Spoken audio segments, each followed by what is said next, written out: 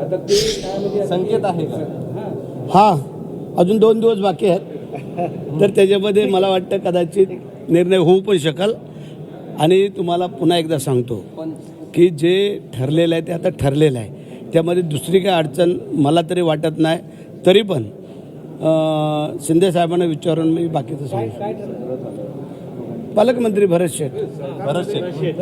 बरं ऐका ना, एक संजय राऊत होय, ते तुम्ही गमजा कधी ते हात नाही गमजा नाही, हातरुमाला आहे, फक्त जॅकेट घालायचं आहे. बरं एक संजय राऊतांचा एक खळबळजनक दावा आहे, पक्ष बहुमत असताना निवडणूक आयोगाने अमित शहांच्या दबावाखाली शिवसेना फोडली आणि 5,000 कोटींना विकली असं त्यांचं म्हणणं आहे. नाही ठीक आहे. संजय राऊत रात्रभर विचार करतात की मीडियाला सकाळी काय सांगायचं, त्याच्यामुळे ते जे सांगतात ते नेमकं उलटं सांगतात. आणि आत्तापर्यंत जे बोलत आलेलं आहे ते नेमकं उलटं घडत आलेलं आहे, हे आपण पाहिलं आहे. कारण त्यावेळेला आम्ही 2022पासून जे काय त्याचं वक्तव्य आयुक्त आहे ते त्यांच्या सगळ्या विरोधातच चाललेलं आहे.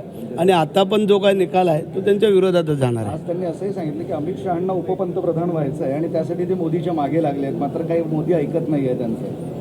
ते एवढी मोठी बाब काही मला नाही सांगता येणार, ते संजय राऊतच सांगू शकतात. परंतु ठीक आहे. एक प्रश्न रोजगार सेवकांचा आहे की तुम्ही रोजगार सेवकांना 8,000 रुपये मानधन आणि 2,000 रुपये भत्ता देण्याचं कबूल केलेलं आहे. त्याची सगळी तरतूद पण करून ठेवलेली आहे.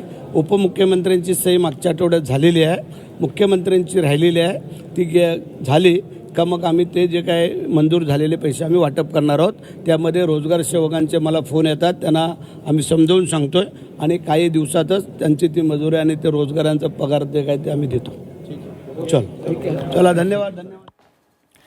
तर येत्या 15 ऑगस्टला रायगडमध्ये ध्वजारोहण हे भरत गोगावले यांच्या हस्ते होणार आहे. त्यामुळे 2 दिवसामध्ये पालकमंत्री पदावर जो शिक्कामोर्तब होणार आहे असं देखील त्यांनी सांगितलेलं आहे. मी अजूनही आशावादी आहे आणि एकनाथ शिंदेकडून मी या संदर्भातली संपूर्ण माहिती घेईन आणि तुम्हाला सांगेन असं देखील भरत गोगावले म्हणालेले आहेत.